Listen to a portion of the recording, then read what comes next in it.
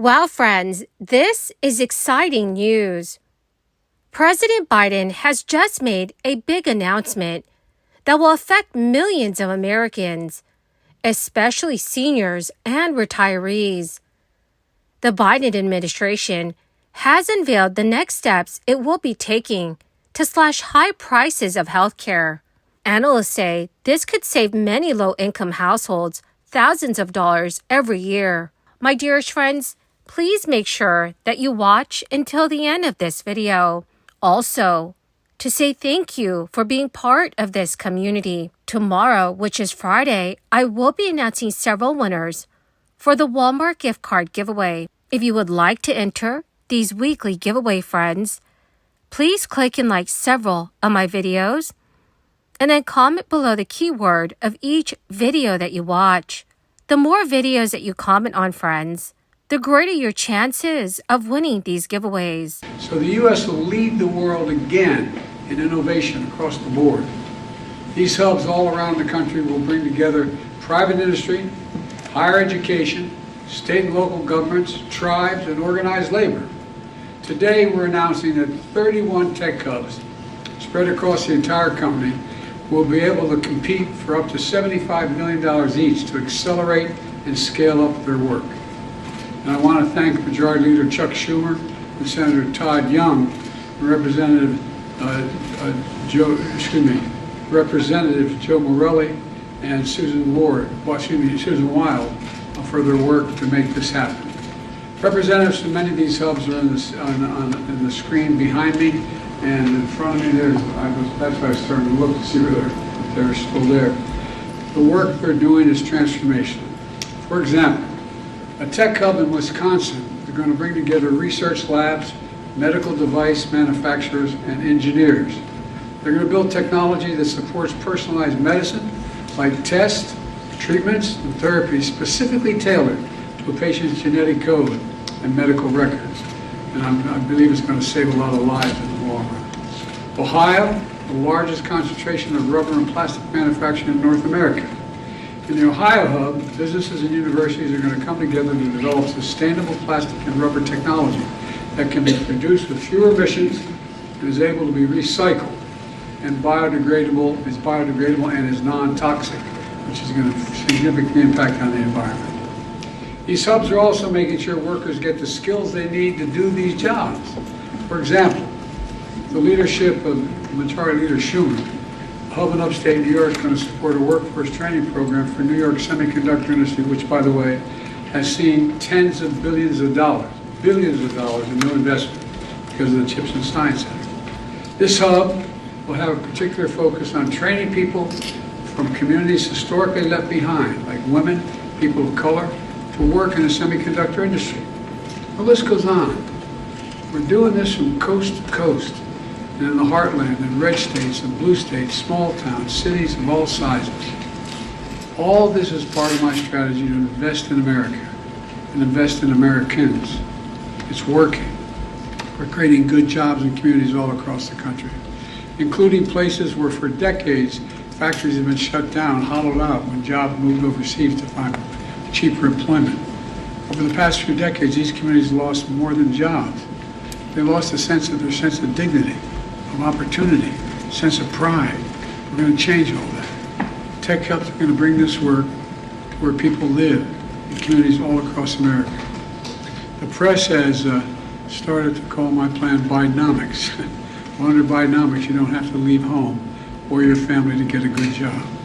For too long, science and innovation and economic opportunities that came with it were concentrated on the coast.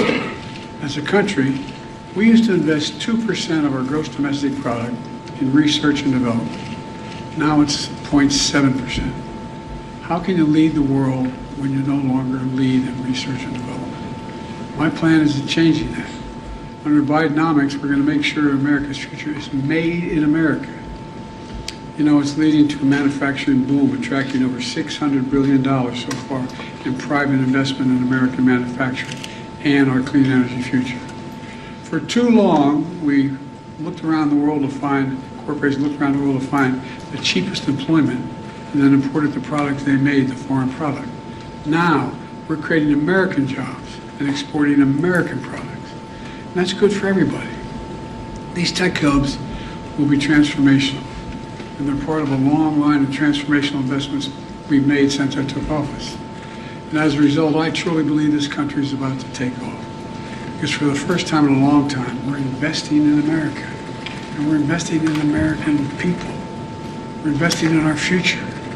I can honestly say I've never been more optimistic about America's future. The state of California is facing a record $68 billion budget deficit. This will force hard choices for Democratic Governor Gavin Newsom in his final term.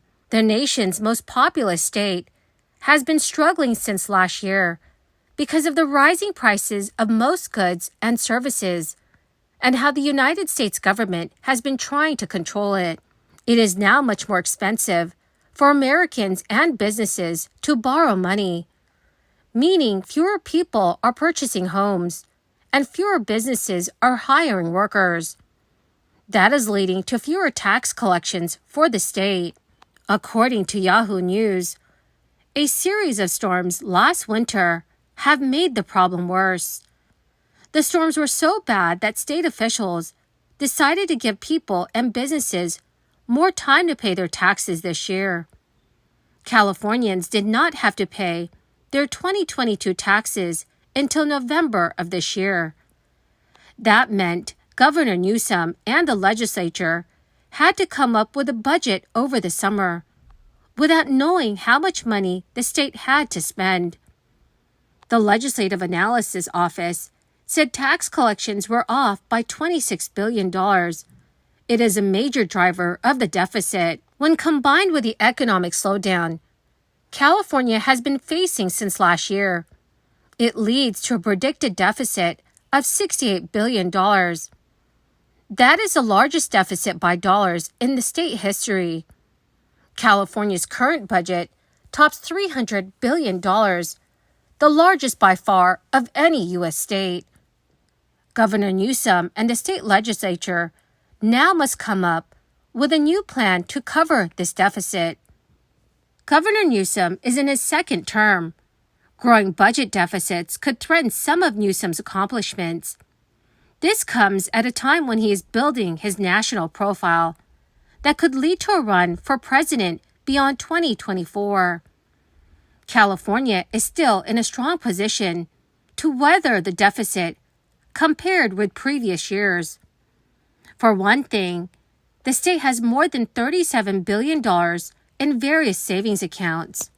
Analysts have also suggested that Newsom and lawmakers could use some, but not all of that money to help balance the budget.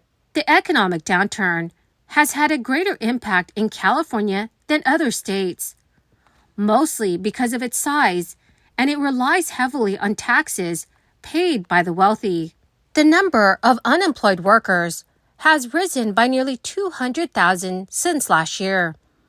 That is enough to increase the state's unemployment rate to 4.8% from 3.8%. The national unemployment rate is currently 3.9%. Home sales in California have been cut in half compared with 2 years ago, as average monthly mortgage payments have jumped to more than $5,500 from $3,700. So, dear friends, what are your thoughts on the state of our economy?